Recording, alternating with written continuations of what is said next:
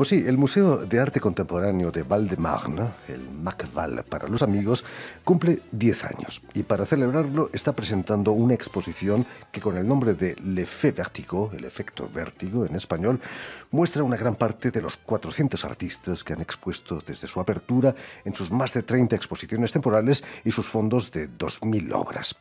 Entre estos artistas, la artista argentina Julieta Nono expone su obra Padre Querido, una instalación de vídeo que ella ha rodado en Argentina. Y precisamente para hablarnos de estas presentaciones y de su intensa trayectoria en el mundo del arte, Julieta Nono ha sido tan amable de venir hasta nuestros estudios. Buenas tardes, Julieta. Hola, buenas tardes. Y sobre todo, muchísimas gracias por haber aceptado nuestra invitación querido, una vez venir. más. Estábamos hablando que la primera vez viniste hace 15 años. Sí, ahora vengo y se filma todo, así que todavía es más difícil. Cambiamos, evolucionamos.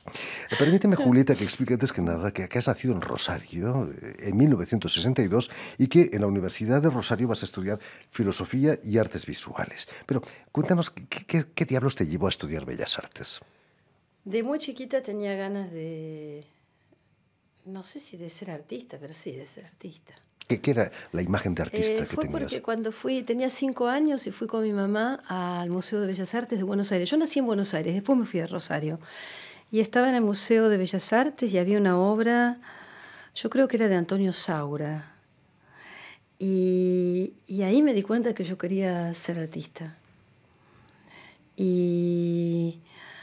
Pero bueno, al principio se formula de una manera muy rara porque yo pensaba que artistas eran los hombres que eran artistas.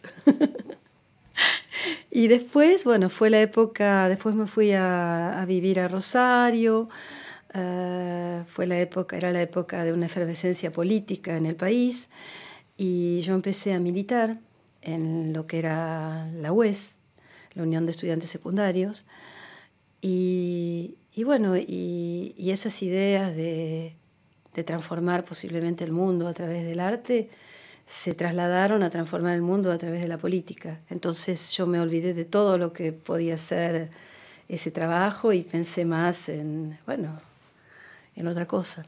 Y luego cuando fueron épocas muy duras, hubo persecución, estuve desaparecida, fue la prisión.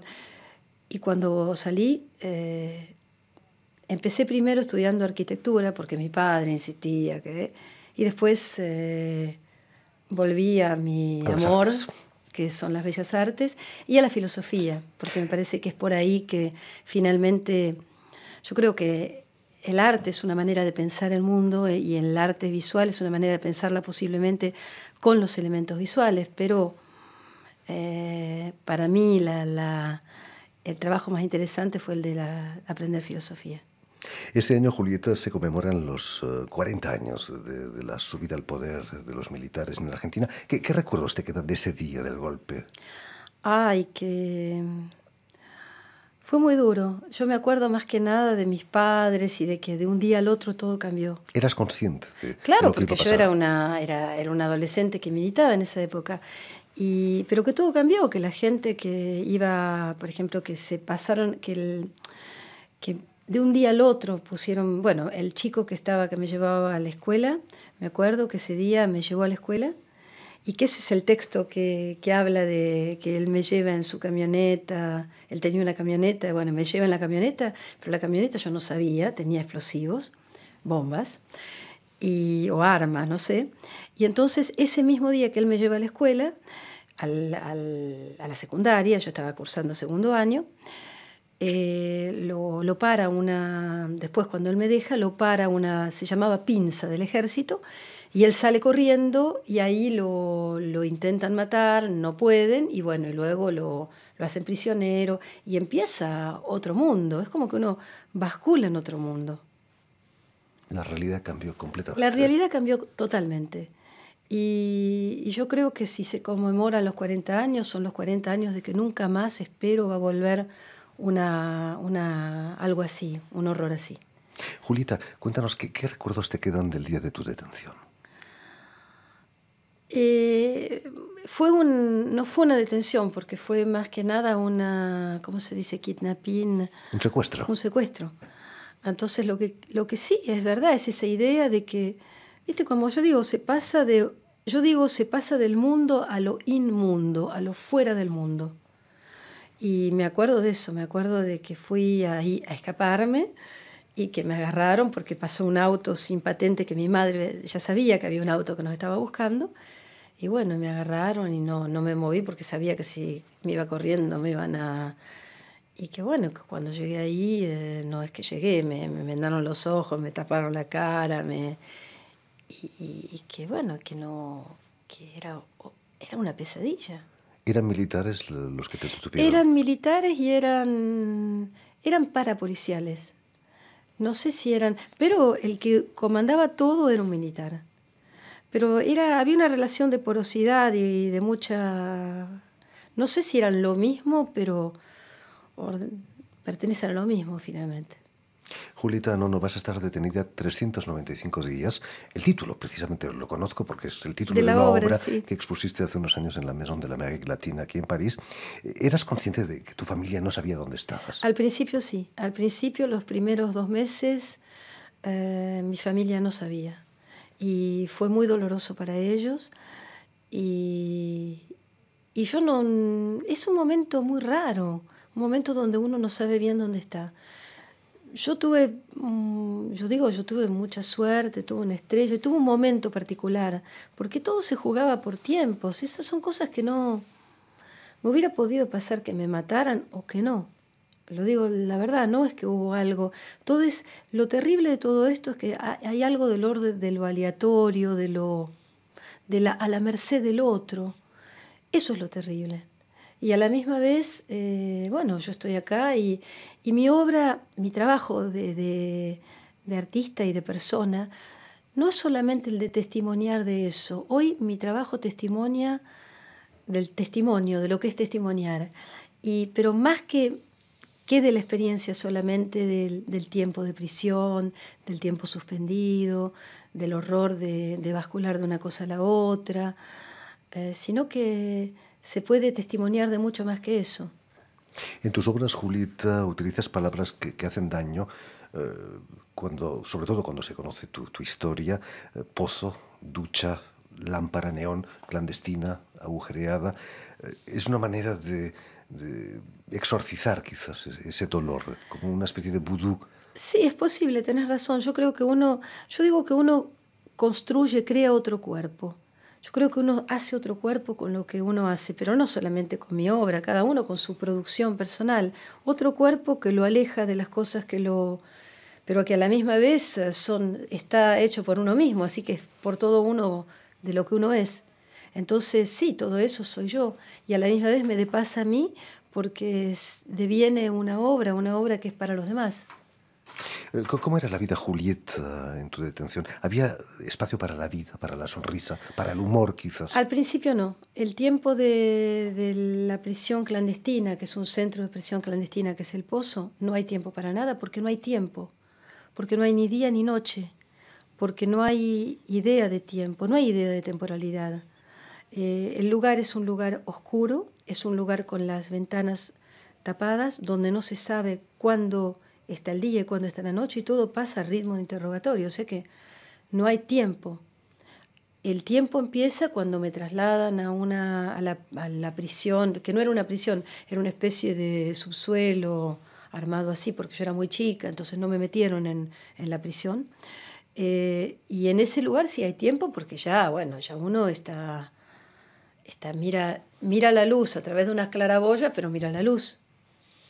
Y además hay visitas, hay una posibilidad de ser nombrado, porque lo que había instaurado Videla, ese monstruo, es que con esta cuestión de los desaparecidos, cuando uno llegaba ahí, no tenía nombre. O sea, estaba sin nombre. Entonces, si vos no tenés nombre, tampoco tenés tiempo. La idea es esa: sin nombre no hay tiempo. ¿Eras consciente que podías desaparecer Sí, definitivamente? Al principio sí. Sí, al principio sí. Y yo creo que por eso necesité venir a Francia, necesité hablar desde otro lugar, necesité que pasara mucho tiempo para poder hacer esta obra, porque yo antes hacía una obra que era más diríamos, metafórica, y empecé a trabajar una obra que toca lo real realmente, porque esas palabras son palabras que duelen, pero son palabras que me tocan a mí, que tocan mi carne, que tocan la carne de otros también, porque tienen que ver con la historia de ese país y con la historia del mundo también, porque hoy los clandestinos existen, los exilados existen, o sea, vivimos eso todo el tiempo ahora. Así que necesité esa distancia para poder hablar de eso. Como nos decías, vienes a París en 1990, invitada por la Escuela de Bellas Artes de París, sobre todo por un artista argentino, Antonio Seguí. ¿Qué representó para ti Antonio Seguí en tu venida a París? Y la verdad que fue él el que me invitó y le agradezco eso. Después, él y yo, bueno, él tiene una manera de trabajar y yo me acerqué más a otros artistas. Entonces, para mí era más Boltanski, el artista que tenía más que ver, porque es una cuestión, o sea, bueno, todo tiene que ver con un punto, o sea, yo creo que la obra de Boltanski tiene más que ver con lo que me tocaba a mí, porque mi trabajo finalmente se iba a encauzar por el lado de la memoria, por el lado de lo político, y bueno, y en el trabajo de Boltanski había así que me inscribí más en el atelier de él. Precisamente en el 2005, ya llevas unos años aquí en París, vuelves al Pozo, donde vas a rodar imágenes que te van a servir para tu obra. ¿Qué ha cambiado en ti desde que volviste al Pozo? Es otra Julieta, no la que salió En en un lado 2005. siempre uno es el mismo, me parece, y siempre uno cambia. Porque hay algo de uno... Es verdad que si yo volviera, todavía me acuerdo la impresión, la sensación que tuve la primera vez que volví ahí y lo filmé. Fue a través de una persona que se llama Berta Sichel, que fue Berta, que es una curadora, que ella me dijo, ¿por qué no vas con una cámara? Y es verdad que la cámara ya era una manera de protección, porque es una especie de escudo, una cámara. Y sí, lo que cambió primero que yo tenía una relación muy inmediata con eso, entonces no pude casi hacer la obra. La obra la hice, el Pozo lo hice, yo no sé si lo edité 4 o 5 veces. Y la última versión es la versión que se va a mostrar ahora y que se está mostrando. Pero me costó mucho hacer esa obra. Creo que eso tiene que ver con el cambio de mi persona también, porque yo necesité tomar distancia para poder pensarlo, porque si no era tan cerca que cuando las cosas están muy cerca uno no puede ni poder hacer algo con ellas. ¿Qué sentiste, Julieta, cuando los tribunales condenaron al general Videla? Mucha alegría y cierta, dice en español, no sé cómo se dice, soulagement, alivio. Pero lo que pasa es que después una vez lo vi, cuando volví a Buenos Aires por la televisión, lo habían filmado y el tipo hablaba en televisión y alguien vino y me agarró una angustia, porque yo creo que en algún lugar hay algo que no cambia, que el miedo, ese primer miedo, por más que el tiempo pasa, por más que las condiciones de vida son diferentes, por más que el país cambió, hay algo que no cambia. Entonces, me acuerdo que me agarró un ataque de pánico cuando lo vi en televisión. No cambiamos nunca, dicen. En algún punto no. El gobierno de los Kirchner ha hecho desde hace muchos años mucho para recuperar la memoria y condenar precisamente a los responsables de las atrocidades de la dictadura. ¿La llegada de Mauricio Macri al poder puede frenar esa dinámica? Sí, para mí sí. Sí, yo no tengo mucha confianza en...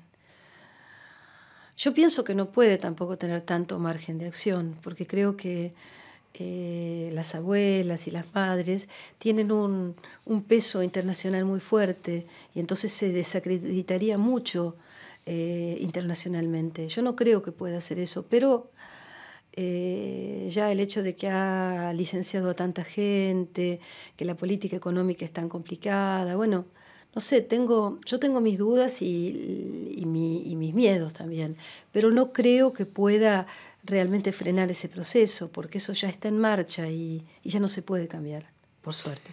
Julieta, no solo podemos ver tu obra en el MACVAL, aquí en Francia, también en Brasil, me decías, me comentabas. Sí, porque voy a estar... Bueno, ya hay estoy invitada ahora por una amiga curadora que se llama Patricia Vena. Patricia me contactó con una conservadora que no me acuerdo el nombre, que es una conservadora que está armando una exposición en la Caixa en Río de Janeiro, que voy a participar ahora en esta exposición, acerca del cuerpo también, que tiene que ver también con esto, con crear otro cuerpo. Y después preparo una exposición individual en un lugar que que me gusta mucho, que es el Centro Elio Oiticica, y que Isabela Pacu, que es la directora, le gustó mucho el trabajo que estoy haciendo acerca del testimonio, pero más el testimonio de los textos que escribo y que traduzco en diferentes lenguas y que dejo. Yo lo escribo primero en español, no, en francés, perdón, mira el lapsus, porque hablo en español. Lo escribo en francés, que es lo que me permitió tomar distancia. Después vuelvo al español y cuando dejo el texto en francés dejo algunos, diríamos, errores que significan el acento mío que tengo, porque yo hablo con un terrible acento el francés.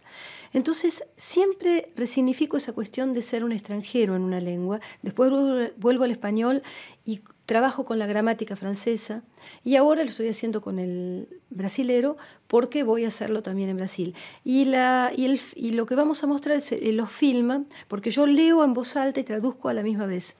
Y entonces son film que vamos a proyectar en muy, muy grande, y de un lado va a haber los film proyectados y del otro lado va a haber una gran sala, una sala de lectura que la gente va a poder leer y va a poder trabajar acerca de esta cuestión de traducción, porque la traducción también es la translación, es el viaje, es el cambio, bueno, es todo eso, ¿no? ¿Y eso va a coincidir en Río con los Juegos Olímpicos? No. No, va a coincidir, no. Va a ser después. Iba a coincidir. Y finalmente no va a coincidir, y no sé si no es una buena idea que no coincida. Va a ser en noviembre, que creo que se termina todo. Sí.